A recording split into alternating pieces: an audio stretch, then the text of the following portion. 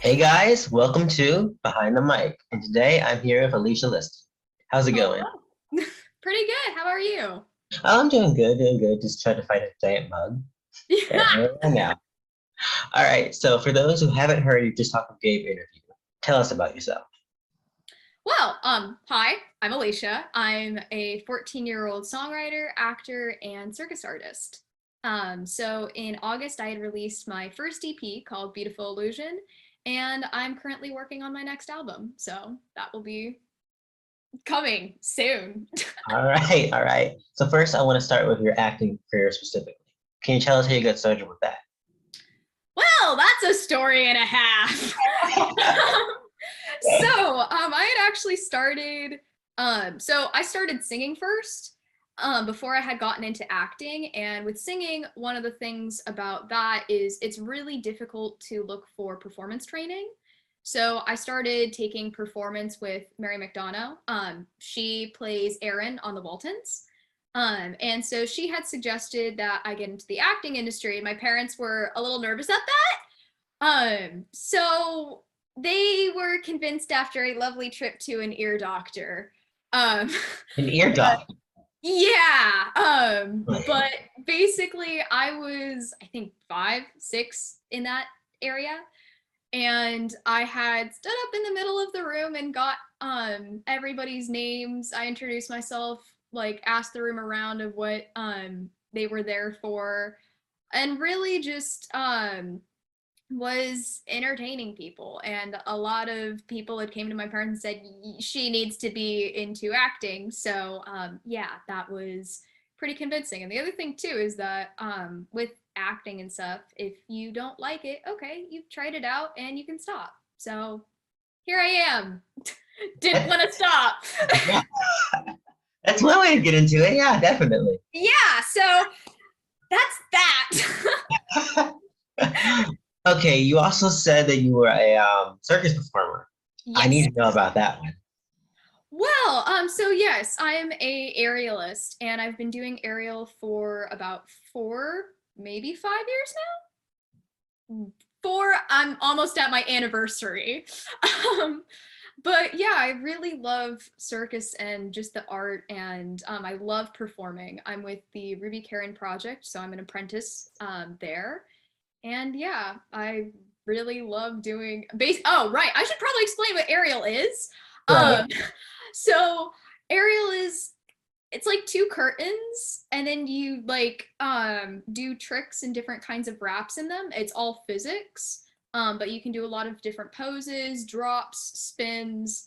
But yeah, physics with curtains. And that's circus. That actually sounds really cool. In all honesty, that's yeah. So, what would you say is the hardest part about being an aerialist? I will say generally, there's always like growing on strength and flexibility, which can, be difficult and stuff.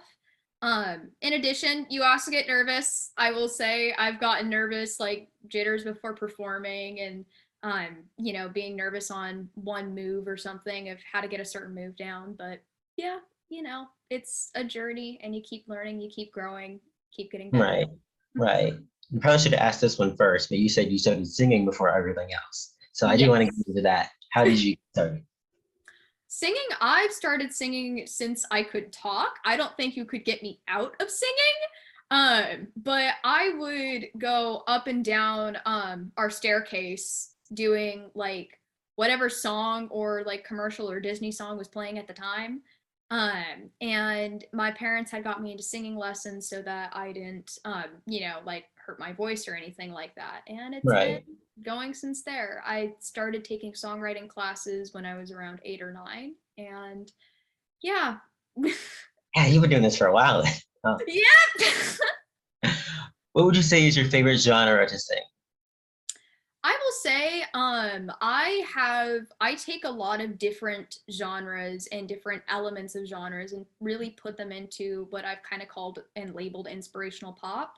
But generally, my trademark of how I choose songs, how I write songs, is more based on their lyrics and the content and the message of that. So yeah.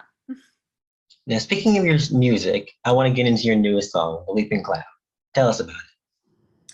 Weeping Cloud is about that you're not unlovable if you feel overwhelmed or if you're grieving or if you're hurt or upset or if you feel lost. You're still worthy of love.